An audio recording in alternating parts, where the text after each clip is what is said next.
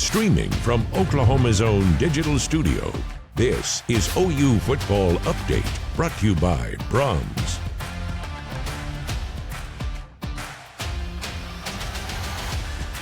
All right, hi everybody, and welcome to another Sooner Pod here on Oklahoma's own sports. Toby Rowland, Chris Williams with you today. We're going to look back at Oklahoma's 33-27 victory at Tennessee on Saturday night.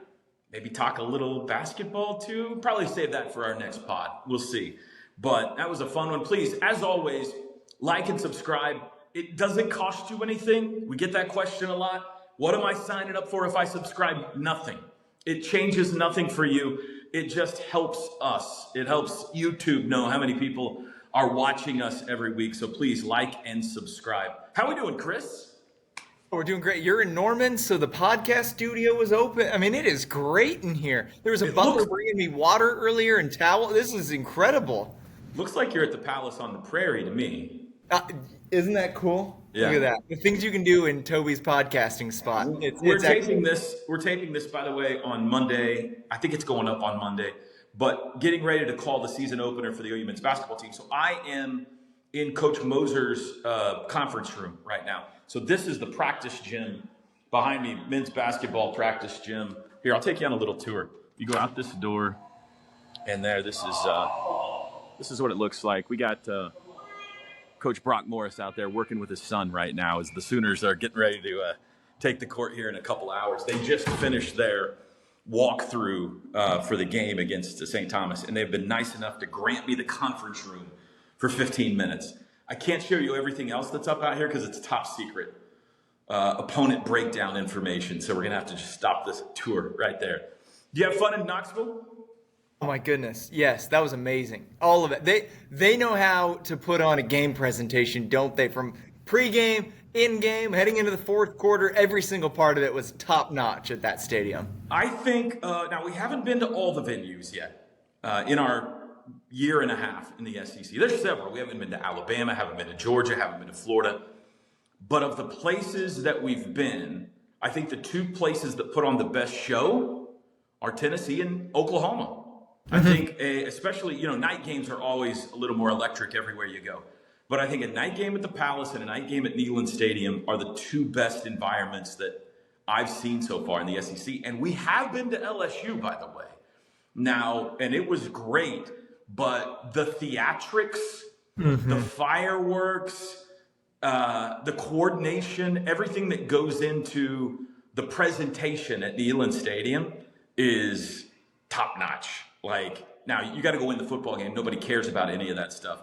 Yeah. But we've been there twice, and it may be my two favorite road games I've ever had the opportunity to be a part of. And Toby, we have to come back. I want to start talking football, but we have to talk about Wade at the end, bringing his boat out there. We have to tell that story on here. Let's tell it now. Okay. I'll give you the floor. We met Wade from Mustang on Friday night at the restaurant. Chris and I and the Sooner radio team ate down on the river, the Tennessee River, right next to the stadium, and met Wade and his family there. And Wade said, I have a boat on the river. Come see us tomorrow. So we did. Saturday, Chris and I went and visited the OU boat on the river. Wade put his boat in Muskogee and drove it down rivers, across lakes, across the Gulf, up rivers, through 12 locks and channels, to Knoxville, over 1,000-mile boat journey to be there for the game, and he was rewarded with a Sooner victory on Saturday night. It was really cool.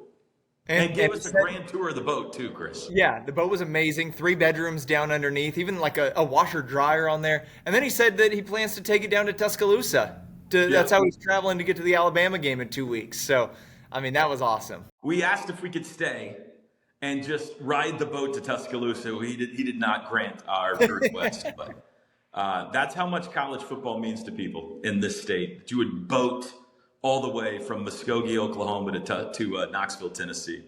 All right, well, hey, the game, huge win for Oklahoma. Upset on the road in the first half with the way it started, Chris. It certainly didn't look like that was going to be the case. No, it didn't. Tennessee was just slicing through the defense. And here's been the thing. As good as the OU defense is, you know that when you play these top 5 offenses, they're going to get some. It's like in basketball when you talk and they're playing a star, Kobe Bryant, Steph Curry's coming to town, and they say, look, we know he's going to get his. Yeah. You know they're going to get some. The difference is when that defense is getting takeaways as well, then they can afford to do some of that. And those, 3 first-half takeaways? One of them returned for a touchdown. R. Mason Thomas going hero mode. That was unbelievable for 25 yards. Well, that'll go down as one of the greatest defensive. We had one of the greatest on Saturday night. The performance by Tate Sandell going to go down as one of the greatest kicking games in OU history. And the fumble return, 71-yard touchdown by R. Mason Thomas, just an epic play. Scoops it with one arm, stiff arming the tight end as he scoops it, running with him for 25 yards, pulls a quad on the way, limps into the end zone, almost steps out of bounds. Turned the game around. Yeah, 100%. I said it after the game on News 9. The defense didn't just keep OU in the game. They had a lead at halftime because of the defense. Peyton Bowen gets the pick on their own 5-yard line, turns into 3 points, and then Robert Spears-Jennings gets a pick with under 20 seconds left, and they turn it into 3 more.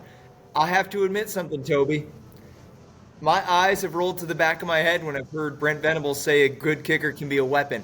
My roommate in college was our kicker on the football team, so I'm allowed to badmouth him, and I do openly. Do not think highly of kickers typically. Holy cow. Every single time he lined up, 55, 55, and 51, plus another one for 40, which is a chip shot when you compare it to the other ones. That was unbelievable. And Brent Venables after the game said, Tate Sandell has the mindset of a middle linebacker blitzing the A-gap. It's like, dang, I'm kind of getting fired up about a kicker right now. I got to tell you, folks, football players, especially college football players, and I work with Teddy and Gabe, and now Chris, who played college football as well. They are so mean to kickers. They pick on kickers all the time. They're so mean to them. And yet, you got to have a good one. You got to have a good one. And Oklahoma has maybe the Lou Groza Award frontrunner right now. He's made 18 in a row, 18 out of 19 since he missed his first kick of the season. And he did it all in shorty shorts on Saturday night, which was extra impressive. And Kip Lewis ran out there and lifted him up in the air after one of them. That was special. Let's talk more about OU Tennessee after this message from our friends at Braum's. It's time to enjoy the sweet taste of Braum's Strawberry Shortcake Sundae. Our creamy vanilla ice cream is nestled on top of Braum's fresh-baked golden bundt cakes, with spoonfuls of delicious strawberry topping all around, complete with fluffy whipped cream and a cherry, to create the perfect flavor combination. Strawberry goodness is waiting for you at Braum's. Back to the defense, Chris. I think last year OU needed the defense to win games for them. The offense was inept. This year, they don't need that. They need the defense to be good and help out the offense. And while the defense has been great so far this year, the lack of forced turnovers has really not helped out the offense a lot. Saturday night, they helped out the offense. Well, they scored themselves. Then they had a pick that gave the offense the ball at the 30-yard line there at the end of the half, which resulted in 3 points. And so there's 10 points right there, minimum. Probably responsible for more. But 10 points right there you can tie directly to the defense. They won the game by 6.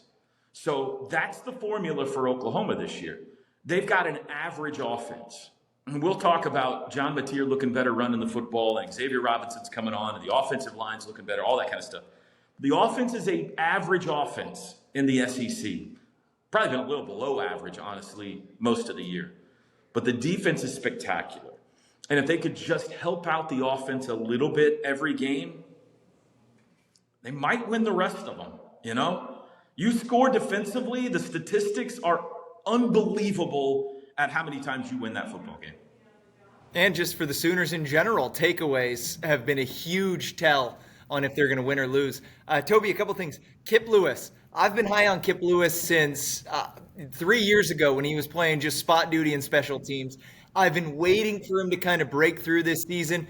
These last 2 games, I thought Kip Lewis has played spectacular. And re-watching the Tennessee game, I mean, he was playing in the volunteer backfield. He was all over the field. Spark of energy. Second thing, how many times have we done this? You were sitting in this seat right here, this comfortable, warm seat with the massage chair in the back. I didn't know you had this. And we talked about the depth of the defense. And I couldn't believe how much Brent Venables was substituting and bringing guys in when you have these all-SEC caliber players out there. Now we see the results paying dividends. R. Mason Thomas is out for 3/4 of the game, and the D-line was still dominant. Kobe McKenzie suits up, doesn't end up playing. No drop-off. In fact, Owen Heineke played a spectacular game at middle linebacker. That's a big deal. I mean, anytime you said that they're playing without Kobe McKenzie and R. Mason Thomas, whoa, but they did not look the part at all. If you had never watched this team. No, I'm just going to say, it's extremely, I'm just going to underline your point. It's extremely valuable, the depth and the substitutions and everything that some fans are scratching their heads. Why are we taking Kip and Kobe out of the game right now? Why are we substituting at cornerback or on the D? It's so valuable in the fourth quarter of a game to have fresh legs. And in college football now, if you go to a bowl game, you're playing 13. If you're going to the playoff, and Oklahoma hopes they are, you might play 14, 15, 16 games. And so you got to think long-term freshness. And I know you want to win every week, but you're also preparing guys for next year as well, getting them some experience so next year they're not so green. So the depth really paid off again. Great point you made. How about on offense? How about, I think the biggest thing on that side of the ball for me Saturday night was John Mateer's legs. Yeah. Welcome back, John Mateer's legs. And I was surprised to hear Venables told you that he's been dealing with, we knew the thumb, but he's been dealing with some lower body stuff this season too. Yeah, he said he's had a knee situation going on since pre-thumb surgery. So that explains a lot. That explains a lot of first 2-3 games of the year. He was running like a wild man, like his hair was on fire. We were complaining that he needs to get down instead of trying to take on defensive backs at the end of runs. And then he just hasn't looked the same the last month or so running the football, not just throwing it. Saturday night, he looked like early season John Mateer again running the football. So obviously he's feeling a little bit better. The extra dimension that gives this offense is so valuable. Like I said, it's a bit of an average offense. So the ability to make a defense respect your quarterback's run game. Maybe they got to put a spy on you. They picked up a 3rd and 18 with a 22-yard scramble. So I don't know how much of the called quarterback run game you go with going forward. Some, maybe 4 or 5 plays a game, fine. But when the pocket breaks down, for him to still be able to make a play, world of help for an offense that has struggled to score points. Yeah, I was thinking about it. After the Ole Miss game on the Blitz that Sunday, I did a breakdown of how Trinidad Shameless was able to break, contain, and be the X factor. Some poor guy in Knoxville is doing the same thing this week, saying John Mateer, when they had him dead to rights multiple times, was able to break loose and make a difference with his legs. If it weren't for the fumble in the red zone, I would say Xavier Robinson had another great game. Took him a little bit to get going, but I thought he played great, and even on the play that he fumbled, it was a great run, but the ball just popped out. He gets better as the game goes on.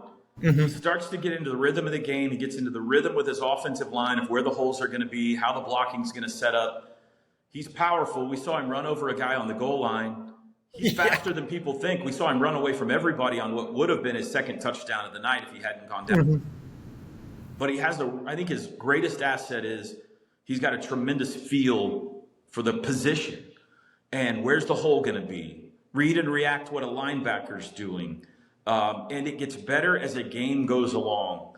And I think the more he plays with this offensive line and more the offensive line plays with him, that's going to get, like it did last year, just get stronger and stronger as the season goes along. Tell you something else that's looking better is the O-line. 3 freshmen, Fasusi Foje and Eddie Pierre-Louis. And they're not perfect, They're making some mistakes, but they're getting better and better. And not just this year, but the next couple of years, that's a really good sign for Oklahoma. Boy, Eddie plays with edge. I mean, there are plays. He is so physical. And before the touchdown run where you see him in the huddle just bang in his helmet, the same thing we do before our broadcast, Toby, to get us fired up. I mean, that's what you love to see. And he'll iron out some of the details. Like you said, it's not perfect. There's room to grow. Of course there is. These are teenagers. But that edge just does something for you. Yeah. No, that's a great win. Huge win. Keeps them in the college football playoff hunt. Now they got a bye week to kind of heal up a little bit. Alabama had their bye week. They got to play this weekend. They got LSU. And then we head to Tuscaloosa for what we now know will be a 2:30 kickoff next Saturday, Crimson and Cream and the Crimson Tide. One more point, and then we'll get out of here. They went for the first 8 weeks of the season or so playing a whole lot of mobile quarterbacks. I think it helped them Saturday that Joey Aguilar's not as mobile. He's great. He almost threw for 400 yards. But when the defense doesn't have to chase him all over the yard, I think what Brent Venables does, the schemes and everything, are a lot more effective against a less mobile. Everybody's is. They're going to have more of those here down the stretch. Ty Simpson, great, but he's not Chambliss as far as running around everywhere. Missouri's going to have a backup quarterback. Perbula's out for the year, and then you've got Nussmeier at LSU. Again, great quarterback, but not the mobility that we saw with Lenoris Sellers, Trinidad Chambliss, and several other of these quarterbacks. So that could help out Oklahoma here in these all-important final 3 games. Prediction on the record from you, will OU be on the bracket Tuesday night when the first college football playoff prediction is dropped or committee drops its rankings? I'm going to say right on the outside of it. I'm going to say right on the out. What do you think? That's what I was going to say. And then I started kind of breaking it down a little bit. I think they're going to be 10. I think it's either going to be Oklahoma or Notre Dame. And I think Oklahoma's got the better wins right now than Notre Dame does. The Tennessee win kind of puts them over the top. The Michigan win is looking really good. Going to South Carolina carries a little bit of weight. So I'm going to predict OU's 10. I think, and why 10, not 12? Well, I think they're going to have the ACC leader, which is Virginia right now, and the group of 5 or group of 6 leader, which is Memphis right now, probably behind them. Those 2 teams have to be in, but I think they're going to have them behind them. So I'm going to predict they're 10. They're either 10 or the first team out, I think. Yeah. Oh, with how many times the basketball team's been the first team out in recent years, that would just really sting. This one doesn't matter. This one doesn't matter. The last one is the only one that matters. But bottom line is, because of what happened Saturday, they are within striking distance. They might have to win out, but they got a shot at this thing if they could have a great November. Chris, how about tomorrow or Wednesday coming up? Let's talk some Sooner basketball. Oh, let's see how the game goes Monday night, and then we'll decide. Okay. Let's talk some Sooner basketball on Wednesday. Thanks, Chris. Appreciate it. Thanks to you fine folks for watching as well. We'll do it again midweek. Please like and subscribe, and we'll see you then. Thank you for watching this Oklahoma's Own digital studio stream. Stay with News 9, online and on television anytime for the latest news, weather, and sports.